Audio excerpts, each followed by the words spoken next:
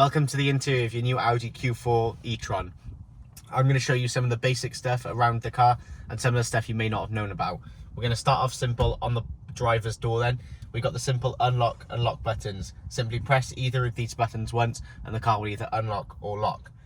Moving down then, we have 4 electric windows with 2 child locks for the backs. Simply press these buttons, you'll see a red light illuminate, and that means the doors or windows in the back can't be opened from the inside. If you want to adjust the wing mirrors, all you need to do, flick this dial to either the right hand side or the left hand side, and then simply move the dial to wherever you want the wing mirror to be. If you move the dial to the bottom right hand icon, the wing mirrors will heat up, so if they're fogged up, misted up, or there's rain on them, simply twist it to this icon and the wing mirrors will clean in no time. If you're going through a tight gap or getting in a small garage, turn the dial to the bottom left hand side. You'll see the wing mirrors fold in simultaneously. To undo them, all you need to do, put the dial back to the top and then it'll unfold for you easily as that. To adjust the nice S-line seats, all you need to do, there's dials on the right hand side of the driver's seat and the left hand side of the passenger's seat. Move them, get yourself comfortable in the optimum driving position for yourself. Once you're comfortable, press the set button and within 5 seconds, press 1 or 2. You'll hear a little beep and then the next time, so if I move back now and I press the number 1 icon, the seat will automatically move. You have to keep your finger there, automatically move to your preferred driving position. Onto the steering wheel itself then, we have 2 sides of the steering wheel. Starting off on the right hand side, this controls the central touchscreen. So the volume can go up or down by using these buttons. You can mute it using the middle button or unmute it using that same button. You can skip a track, an artist, a radio station, whatever you want. This bottom left hand star here, if you click this, it'll choose a favorite screen, so you can choose between radio, phone, whatever you want to come up. That'll be your favorite button. The phone obviously will bring up the phone on the central touchscreen. The voice command button, so if I click this and say play radio 1, the car will automatically play the radio station I want it to play. Moving on to the left hand side of the wheel then, this controls the dashboard. So if I click view, at the moment we've got it on the navigation, so if I click view I can go from 2 big dials to 2 small dials and a big map. If I click it again, we can have 2 big dials with the small map in the middle. To adjust between, we've got navigation, phone, media, and then your range or journey or car settings. You go between the left hand and right hand arrows, which whenever you're ready. So whenever I'm on the radio now, I can go up and down to click my desired station and press OK in the middle. If you click this bottom right hand corner, bottom left hand icon, you can say switch to media, so that'll be when your phone's connected. You can switch to the songs on there, last stations, DAB, FM, and once you've chosen your favourites, you can click on your favourites. To get back off this screen, all you need to do, press the back arrow and you'll be back on the home screen again. Just behind the steering wheel then, we have the wiper control, pretty self-explanatory. It's on auto at the moment, so when the windscreen detects moisture, it'll automatically put the wipers on to whatever setting it feels necessary. On the left hand side, we have the lights, so flick towards you for full beams, flick away from you to turn them off. Simple as that. Indicator, push it up and down, simple. Just beneath that then, we have the speed limiter. So if I pull this towards me, pull it towards me and go up, you'll see the little numbers go up here. So you can set it to whatever you want, whether it be 50, 60, 70.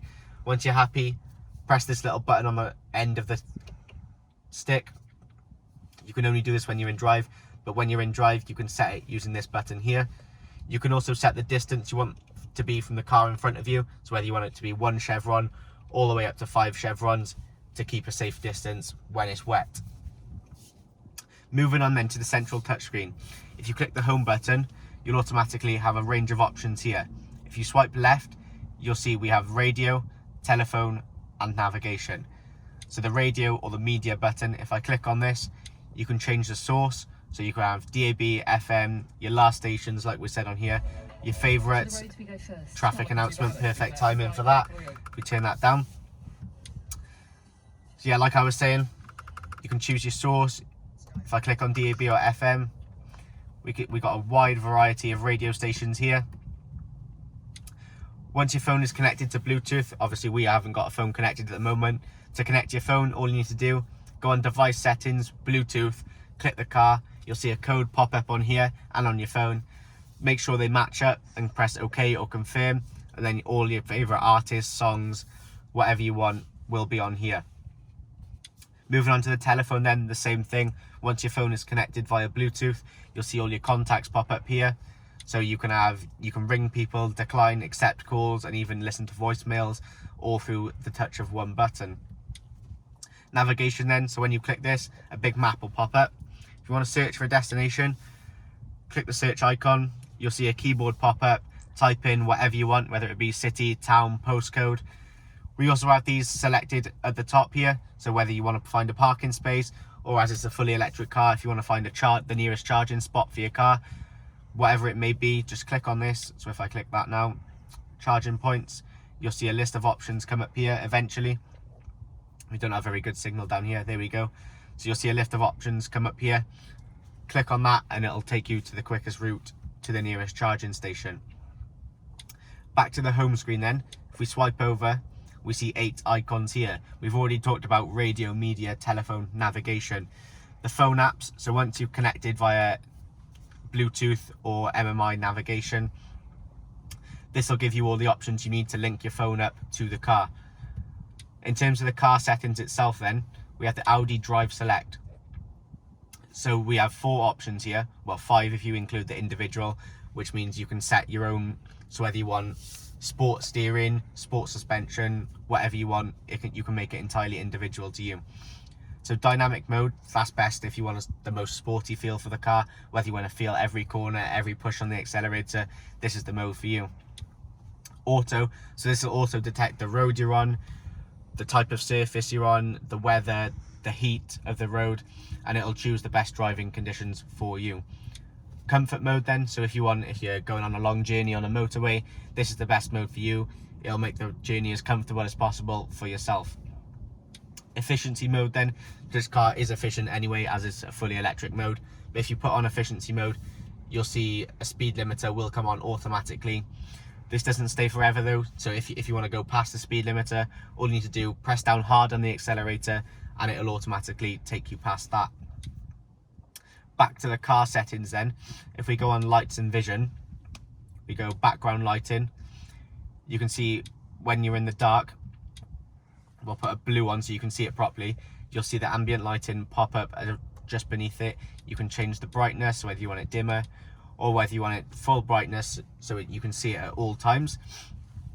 We got a range of colors there from blue, reds, greens, whites, whatever you find is best for you. Charging and efficiency then. So this is how much charge. We've got 93% charge at the moment. That's approximately 190, 200 miles depending on how you drive.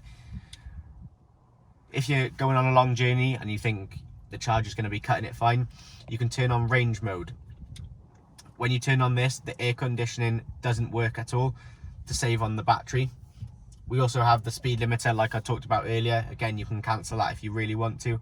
But if you're going to be cutting it fine on the miles, all you need to do, flick range mode on and the car will be as efficient as possible in terms of the charging for you. To turn it off, all you need to do, press the button again and everything will start working normally. Back to the home screen then, we got the favourites. So whether you click on favourites and you want your contacts to pop up, you want, again, a very convenient traffic announcement. We love them this morning, the traffic must be bad. So yeah, like I was saying, the favourites, so whether you want your contacts to pop up, your favourite radio station, whatever it may be, that'll be there. If I click onto settings, we have a general settings like you find on every car, just for the central touchscreen. Feel free to fiddle about with them and make it as personalised to you as possible. Here again, when the car is connected to the internet, we can have things such as the weather, the news, you can put your personal calendar in there, whatever you want, the car will have for you.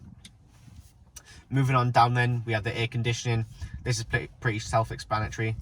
We've got either on, off, eco mode, which again minimises the battery use for the air conditioning, and max if the car is obviously fogged up. To change whether it comes out the top, middle or bottom, simply press these buttons here, have a fiddle about with them. Whatever it is, you can make it as completely personalised to you.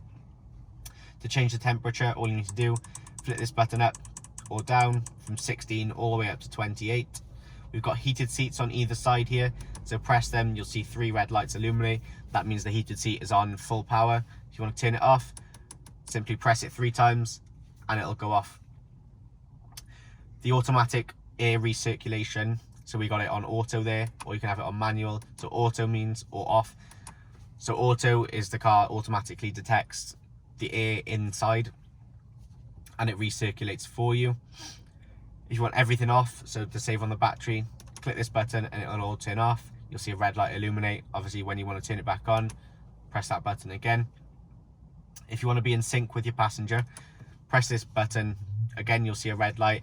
This means when I adjust this, the other side will automatically go ahead with it. If you want to turn that off, press the button again.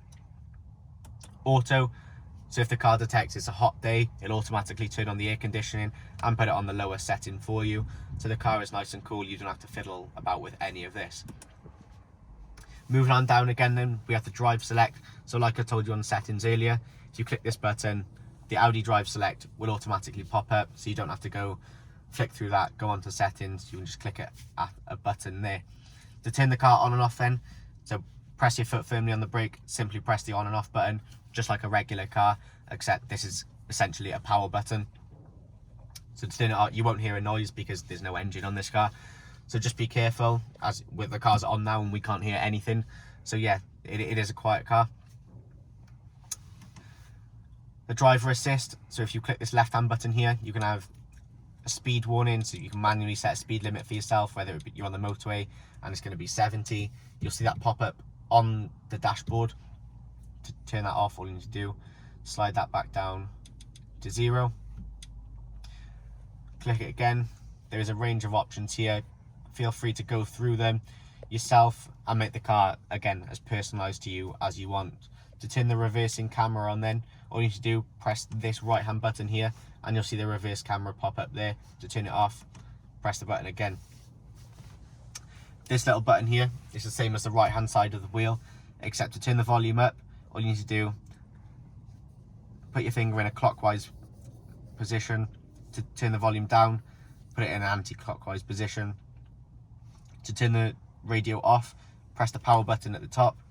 To skip a track, artist, radio station, click the right hand side and left hand side buttons. To mute it, press the bottom button, and unmute it, press the bottom button again. Now this is the gear stick. It's very different from a lot of cars, so you might not be used to it, but I'm going to tell you exactly how it works. Same as any other car, put your foot on the brake, push it down to go into drive, up 1 to go into neutral, and up 1 again to go in reverse, and the reversing camera will pop up. Now as you can see, you may not see a parking button on that gear stick. Press your foot on the brake and press this little button at the top, and then the car will be in park. You can take your foot off the brake and everything will be secure for you. Moving on down then, we have 2 cup holders here, along with 2 micro USBs, a 12 volt plug, and under here there's a wireless charging with a clip for your phone, so your phone will be nice and secure in there. Simply open that, pop your phone in, close it, and the phone will charge as you're driving underneath here, so there's no distractions for you. The lights up here, they are actually touchscreen lights, so if I press that once, that light will come on. Press it again and it'll turn off. If you want both lights on at the same time, either press them both manually or press the left hand button there and they'll both turn on. Again, to turn them off, press it again. If I click this, when I open the door, the lights won't turn on. However, if I turn that back on, when I open the door, both lights will turn on, and when I close the door, they will turn off. Underneath here then, we have a nice storage compartment. It's nice and deep, so you can get your phone, wallet, keys, whatever you want to put in there. It'll be nice and secure for you, nice and hidden, and it also acts as an armrest there.